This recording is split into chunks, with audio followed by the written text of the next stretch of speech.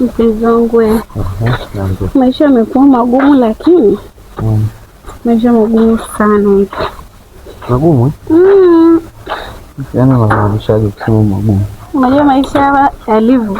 Sasa ukiwa unakaa tu peke yako hivi, kuna muda unajikuta magharama yanakuwa mengi. Nipate nauli ya kukufuata, unifuate. Mpenzi wangu.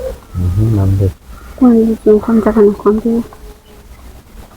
Niombe nini sasa? Nilikuwa nataka nikuombe. Uniombe sasa hivi? Wewe nani kwanza anapiga? Achana naye tu. Nataka kuniomba huko unapigia simu. Amna, kuna mtu nitakiwa niongee naye hapo katikati. Naona ananiona nimechelewa ila naenda sasa hivi. Mpenzi wangu. Naomba. Kwanza nataka nikwambie. Sasa hivi? Sijui kama utakubali. Nataka tu nikwambie, ni kizuri. Sasa hapo ndo maisha yanapokuwa magumu, kwa ni kumbana hela sasa. Wala sio pesa, mpenzi wangu. Ndio useme sasa nijue kama nitakubali au kama nitakukataa. Nikataa. Nilikuwa naomba unioe.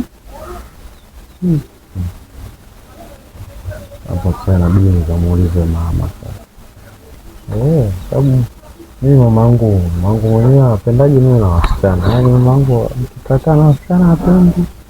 Kwa hiyo inabidi nikamuulize mama, inabidi nikamwambie mama, kuna msichana nataka nimuoe.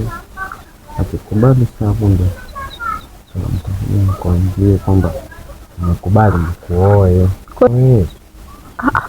Sasa maamuzi, mpenzi wangu, si ni ya kwako. Inakuwaje sasa uende mpaka ukamuulize mama wakati maamuzi ya kwako? Mama unamshirikisha tu. Mangu mkali yule atakuchapa. Atanisema, atanigombeza. Sasa maneno ameua mtu. Anaweza hata kanifukuza nyumbani. Mamangu ngoja kwanza nikamuongea na mama. Nimuulize eti mama nioe. Akikubali mimi nakupigia simu. Au nakufuata nakwambia mama amekubali nikuoe. Nakwambia amekubali. Baba, nenda kamuulize wewe mama yako. Hata sijachukia baba watoto. Nenda kamuulize mama yako kisha utaniambia. Sawa baba? Haya. Bye. Haya.